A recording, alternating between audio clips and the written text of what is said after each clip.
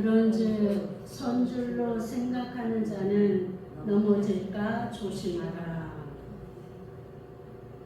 어제 세이브 코리아 집회 연사로 나오신 분들 중에 순천향대학교 교수이신 이은혜 교수님이 있었습니다. 그분께서 자신이 왜 이 집회에 나오게 되었는지를 설명하시면서 연설을 시작했는데, 첫 번째 이유가 크리스천이기 때문이라고 하셨습니다. 남들은 크리스천이기에 조용히 있어야 된다고 하는데, 그분은 자신이 크리스천이기 때문에 가만히 있을 수가 없었다고 합니다. 우리나라는 아직도 크리스천이기에 종교 분리해야 한다고 말하는 사람들이 많습니다. 어쩌면 의대 교수가 이런 일에 자신의 의견을 드러내는 것은 어리석은 일이라고도 말합니다. 정권의 힘이 어떻게 사용되고 있는가에 따라 자신의 미래에 불이익을 가져올지 모르기에 나라가 어찌되든 가만히 있으라고 하는 거죠. 그러나 성경은 절대로 그렇게 말하지 않습니다. 불의를 모른 채 기만하는 것, 거짓과 타협하는 것, 국가의 위험 속에서 자신의 안위만 구하는 것, 더구나 하나님을 대적하는 자들과 연합하는 것은 우상 숭배와 같이 음란한 것으로 규정합니다. 유명한 일타 강사 전한길 씨도 자신을 소개하는 첫머리가 I am Christian입니다. I am Christian. 바로 자신의 정체성을 먼저 드러내고 있습니다.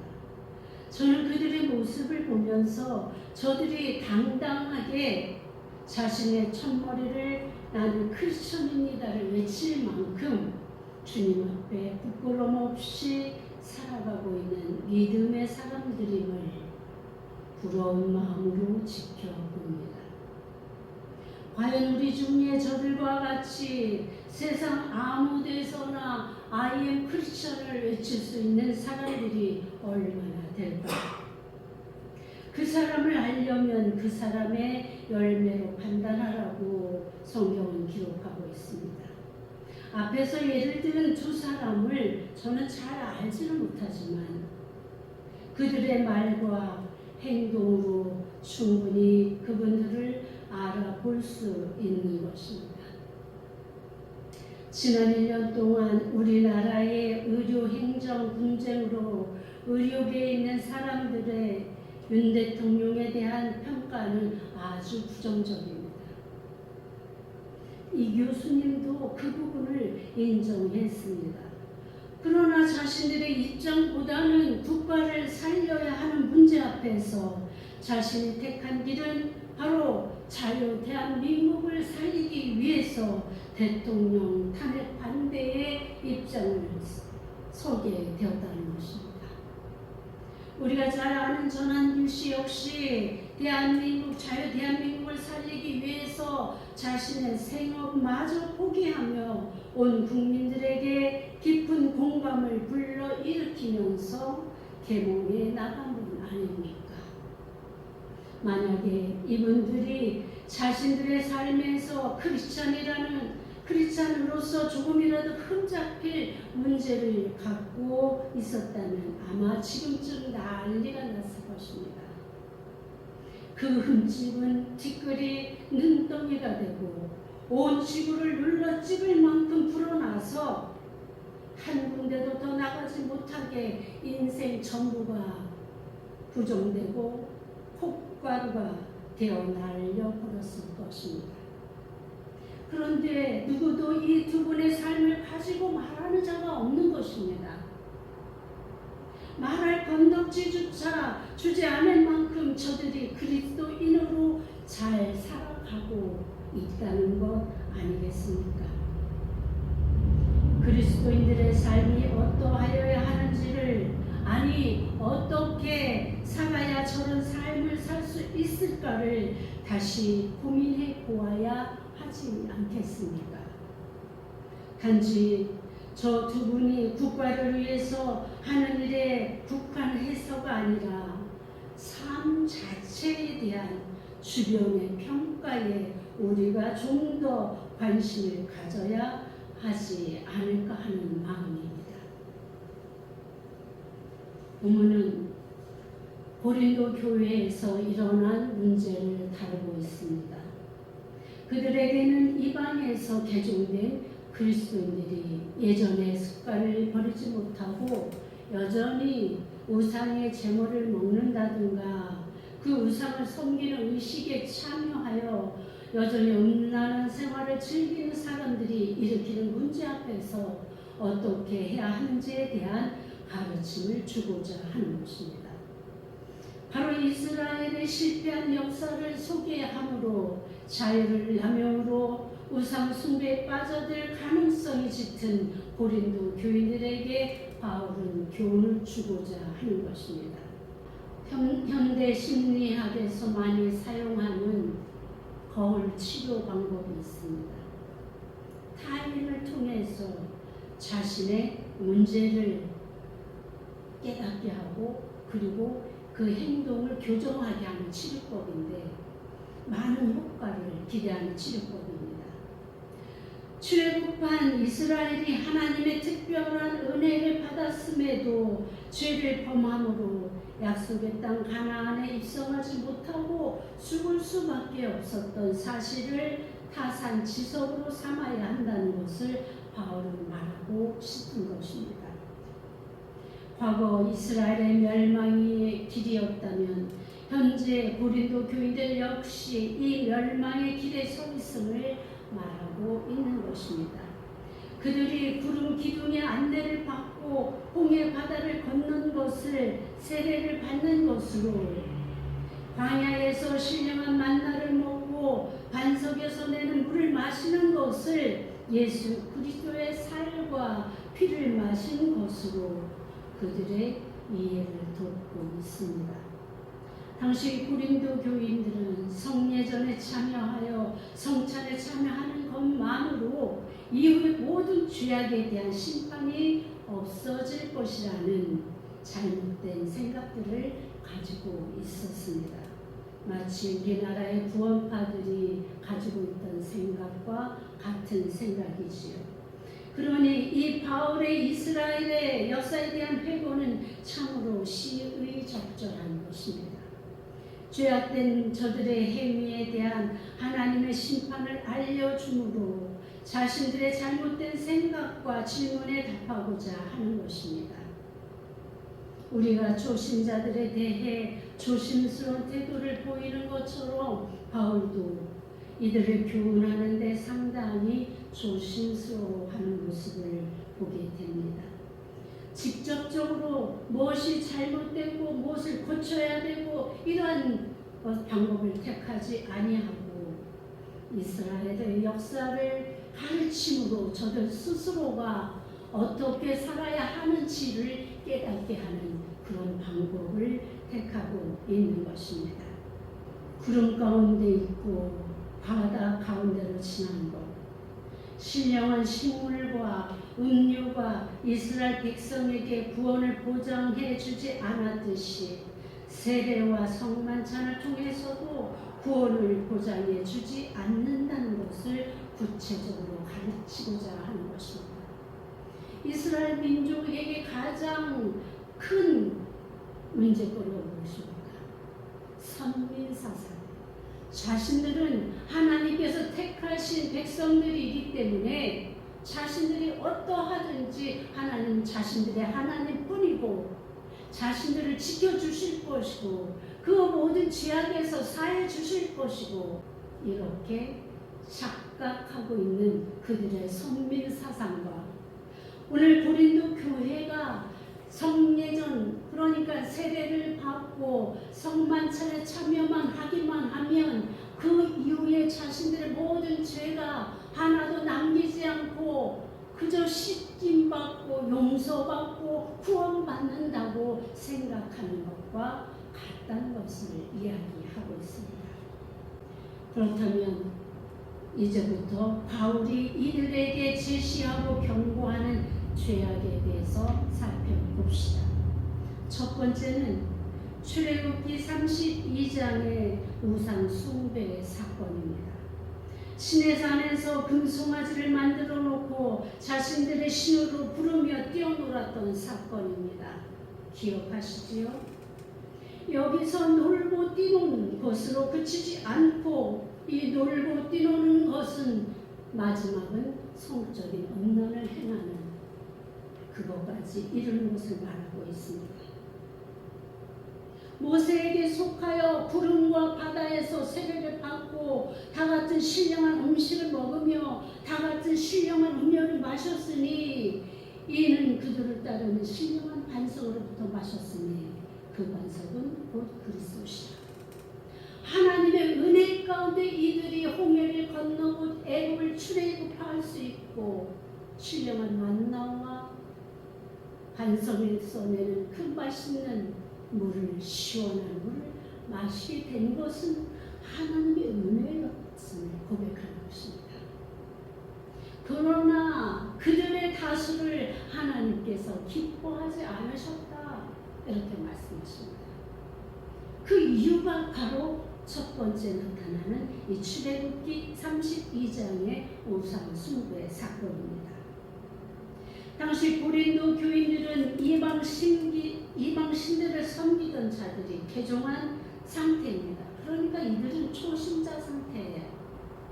초대교회에 바울이 전도하고 처음으로 고린도 교회를 개척하던 시기이기 때문에 이 문제에 있어서 그야말로 이 우상 숭배에 관한 문제에 있어서 이들에게는 많은 문제들을 갖고 있었습니다.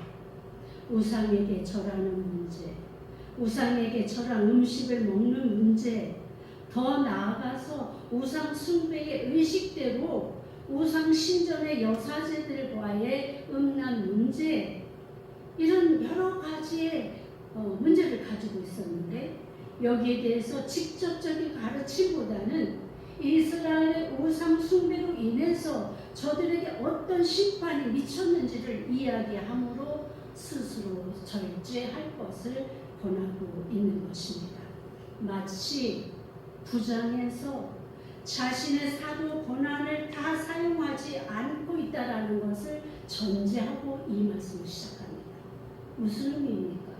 나도 내가 사도로서 받아야 될 특혜와 특권과 이 모든 권한을 누릴 수 있지만 내 스스로 그것을 절제하고 어떤 지원도 후원도 받지 않고 내가 스스로 노동해서 얻어진 것으로 내가 복음 사역을 하고 있다라는 것을 전제하고 있습니다.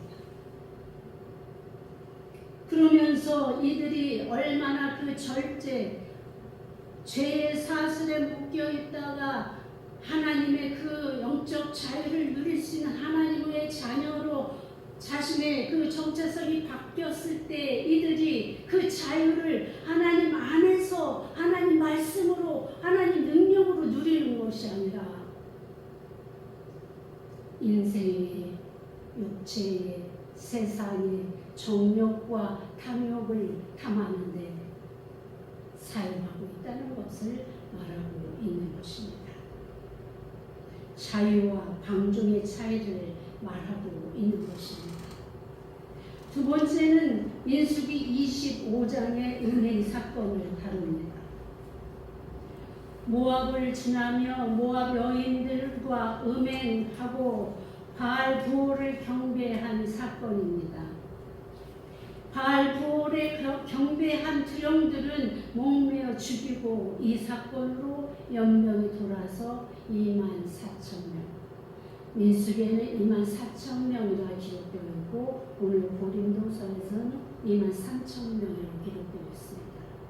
하루의 죽임을 당했다는 것을 이야기합니다.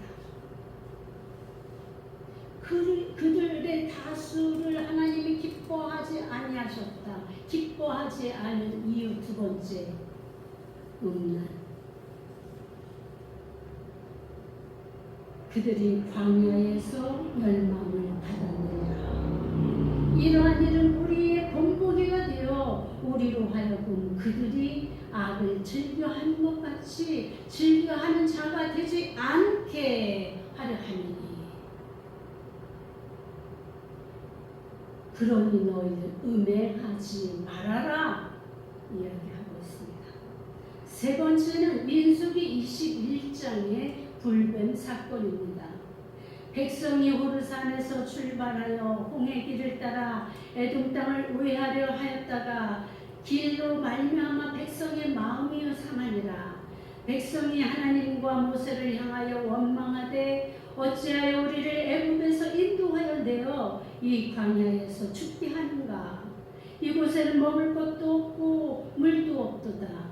우리 마음이 이 하찮은 음식을 싫어하노라 하매 여호와께서 불뱀들을 백성 중에 보내어 백성을 물게 하심으로 이스라엘 백성 중에 죽은 자가 많은지라. 이것이 민수기 21장 말씀입니다.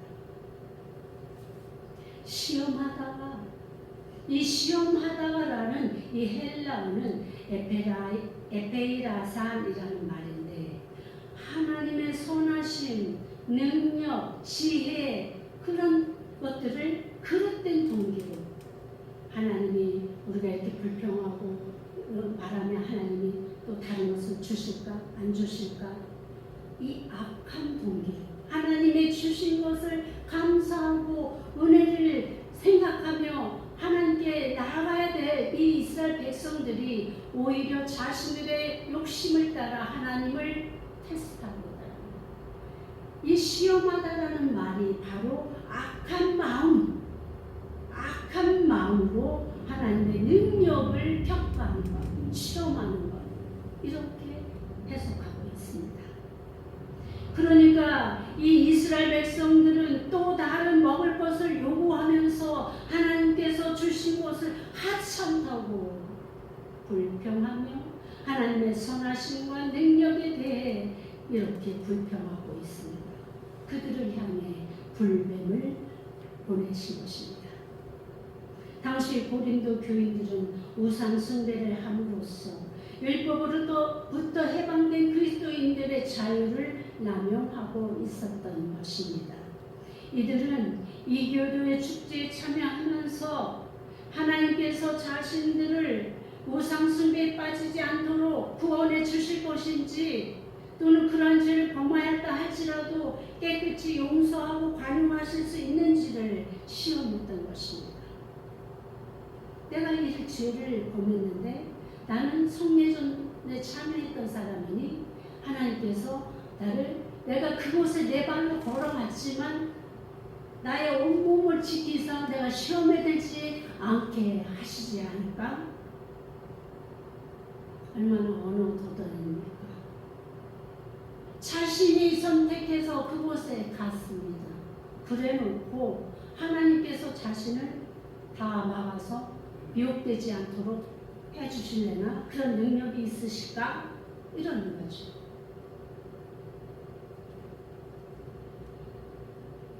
그들은 세례와 성만찬을 통해서 하나님의 구원의 의미와 은혜와 사랑을 제대로 각인하고 있었다면 그것을 통해 더 큰 믿음으로 나가야 마땅했지만 그들은 예수 그리스도를 자신의 주로 고백한 이후에도 이전에 즐기던 이교적 쾌락에서 벗어나지 못하고 여전히 그 일들을 행하였습니다.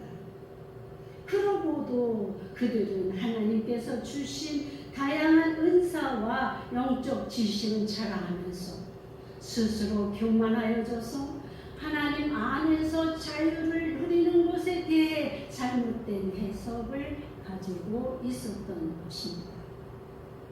오히려 이교의 축제에 참여하는 것을 정당화하면서 나는 이런 곳에 아무 곳에 가도 괜찮아. 이 얼마나 우매하고 교만한 마음입니까? 이교들과 식사하는 것, 신앙이 아직 연약한 자들에게는 올무거리가 됨에도 불구하고 자신들의 권한을 남용하였습니다. 그러니까 믿음을 처음 시작한 사람들은 우상 숭배하지 말라 이런 가르침을 받기 때문에 당연히 그 음식을 먹는 거에 대한 거리낌이 있겠죠. 그 거리낌이 있는 상태에서 자신들이 존경하는 자신들의 믿음의 선배들이 아무렇지 않게 그 이교도의 축제에 나가고 그들의 음식을 함께 나누고 그들이 섬기는 그 여사제들과 음란을 행하는 모습을 볼 때에 이 연약한 초신자들은 어떤 마음을 갖겠습니까? 오히려 시험이 되고 낙심이 되고 오히려 걸림돌이 되어서 이들을 낙심시키는 결과를 얻게 되는 것입니다. 그러니까 바울 사도는 그러므로 무엇이든지 덕이 되게 하라고 이렇게 말씀하시지 않았습니까? 자유를 마음껏 사용하는 것, 이것은 교만한 마음입니다. 그리고 고린도전서 8장 1절과 2절에 기록하고 있습니다. 스스로를 강한 자로 자처했고 자신이 지식이 있는 자로 여겼기 때문에 또 그들은 무지했기 때문에 이런 악한 행동들을 한다고 말하고 있습니다. 네 번째로는 민수기 14장 말씀입니다. 온 회중이 소리를 높여 부르짖으며 백성이 밤새도록 통곡하였더라. 이스라엘 자손이 다 모세와 아론을 원망하며 온 회중이 그들에게 이르되 우리가 애굽 땅에서 죽었거나 이 광야에서 죽었으면 좋았을 것을. 이들의 원망에 대한 하나님의 말씀을 들어보십시오. 22절에서 23절입니다. 내 영광과 애굽과 광야에서 행한 내 이적을 보고서도 이같이 10번이나 나를 시험하고 내 목소리를 청종하지 아니한 그 사람들은 내가 그들의 조상들에게 맹세한 땅을 결단코 보지 못할 것이요 또 나를 멸시하는 사람은 한 사람도 단 그것을 보지 못하리라. 어떠했습니까? 말씀하신 대로 여호수아와 갈렙 외에는 아무도 출애굽 1기 중에서는 가나안 땅을 밟지 못했다고 성경은 기록하고 있습니다. 바울은 이런 역사적 사건들을 통해서 우상 숭배의 치명적인 결과를 경고하고 있는 것입니다.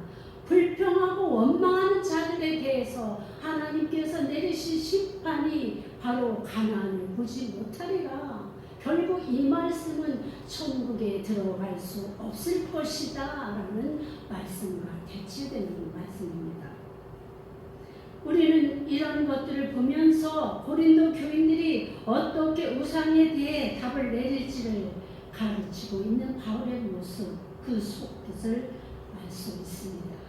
마침내 바울은 결론을 내립니다. 그런즉 선줄로 생각하는 자는 넘어질까 조심하라. 이스라엘 민족들이 스스로 선줄로 생각했던 그 근본이 바로 선민사상에 있었다면 고린도 교인들의 그 근본은 어디에 있습니까? 바로 세례와 성만찬에 있습니다.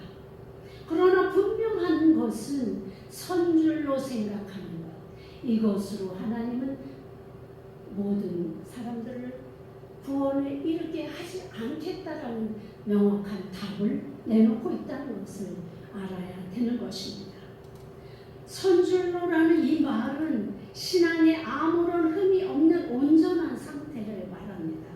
그런데 바울이 고린도 교회를 향해 하는 이 충고임을 생각할 때 그들이 스스로 선줄로 여겼던 자들이 있다는 것 아니겠습니까? 초신자들에게 여러분들 주변에서 보시면 아시겠지만 초신자들이 기도할 때 그 기도의 응답이 굉장히 빠릅니다. 우리 기존의 성도들보다. 그리고 그들이 정말 하고자 하고 소망하는 것들에 대한 하나님의 그 특별한 은혜, 은사, 방언을 빠르게 받는 분도 많습니다. 초신자들 중에. 뿐만 아니라 예언의 은사, 등등 환상 등등 우리가 알고 있는 우리가 사모하는 그 은사들을 초신자들이 받는 경우들이 많습니다. 왜 그렇습니까? 이것은 결코 이 고린도 교회에서 나타나는 증상이라기보다는 나타나는 현상과 마찬가지였는데 이 초대 교회 처음 시작한 이 고린도 교인들에게 이 역사가 왕성했습니다. 그래서 이들이 힘써서 기도할 때 나는 방언을 받았다, 나는 예언을 받았다, 환상을 보았다, 이런 사람들이 막 일어나는 거예요. 그러니까 이들 중에 서로 싸움이 일어나는데 내 은사가 더 큰 것이야, 방언이 제일이야, 예언이 제일이야, 환상이 본 것 제일이야, 이런 식으로 다툼이 일어났던 교회가 바로 고린도 교회 아니었습니까? 하나님께서 이들에게 하나님의 살아계심을 증명하기 위해서 이렇게 은사를 주셨으면 그 은사를 감사하게 여기고 잘 겸손하게 서로를 섬기는 데 사용해야 되는 것이 바로 은사입니다. 자랑하라는 데 사용하라는 것이 아니라 섬기는 데 사용하는 것이 바로 이 은사입니다. 그런데 이들은 오히려 이것을 가지고 대접받으려 하고 높아지려고 하고 이런 무지한 행동을 하였습니다. 이에 따라 바울이 지금 말하고 있는 것이 무엇입니까? 너희들이 방언을 받고 또 예언을 받고 또 치유의 은사를 받고 환상을 보았어도 그것으로 너희들이 선 것이 아니라는 것입니다. 그것은 하나님의 은사 중의 일부분이고 각 개인이 뜻을 따라 하나님의 뜻을 따라 하나님의 일을 돕기 위해서 주신 섬김의 도구일 뿐이다. 그럼 우리는 교회 안에서 이렇게 저렇게 막 은사 받은 자들이 자랑하고 드러내고 하는 것 조심해야 되는 것을 알 수 있습니다. 우리는 그 은사가 자만심을 갖게 되고 교만하게 하고 그리고 심지어 하나님의 구속의 구원의 그 속죄의 그 역할마저도 자신의 마음대로 해석해버리고 행동하는 이 어리석음을 우리가 보아야 할 것입니다. 바울이 지적한 것이 바로 이것입니다. 스스로 선줄로 생각하는 자는 넘어질까 조심하라. 앞에서 언급했던 순천향대 이은혜 교수가 오늘 우리가 겪고 있는 이 어려움의 원인으로 두 가지를 지적했습니다. 하나는 코로나 시국에 문재인의 방침에 순종하여 교회 문을 닫고 하나님의 그 예배를 드리라는 그 명령에 불순종한 죄, 이것이 첫 번째 죄이다. 두 번째, 그리스도인들이 삶의 영역에서 빛과 소금이 되지 못하는 삶에 대해서 회개하자고 말했습니다. 그러면서 그가 한 말이 사법부에 의인이 없습니까? 그리스도인이 없습니까? 헌재에 그리스도인이 없습니까? 국회에 그리스도인이 없습니까? 그리스도인들이 있는 곳에서는 하나님의 빛과 소금의 역할을 했더라면 오늘 우리나라가 이렇게 되었겠느냐고 말하고 있는 것입니다. 그렇습니다. 우리가 있는 그곳에 어둠을 밝히는 우뚝 선 빛이 되어야 합니다. 썩어져가고 있는 그 현장에 소금으로서 그들을 막아내고 지켜내는 그런 소금의 역할이 우리에게 부여된 그리스도인의 임무입니다. 우리가 그 역할을 제대로 하지 않았기 때문에 우리가 살고 있는 처처에 우리가 발바닥을 닦고 있는 그곳이 죄악의 속을, 어둠의 속을, 사단의 속을이 되면 아니 되는 것입니다. 저는 이 두 가지 지적의 동의를 전적으로 하면서 여기에 하나를 더하고 싶습니다. 바로 우리들이 스스로 선줄로 알고 내 마음대로 자유를 방종으로 살고 있는 것에 대한 회개가 필요하다는 것입니다. 출애굽은 구원의 주제입니다. 노예로 살던 세상 애굽에서 구원을 받아 약속의 땅 가나안인 천국을 향해 가는 노정입니다. 홍해바닷길을 이스라엘 공동체의 세례의식으로 바울은 해석하고 있습니다. 세례는 한 번 죽는 것입니다.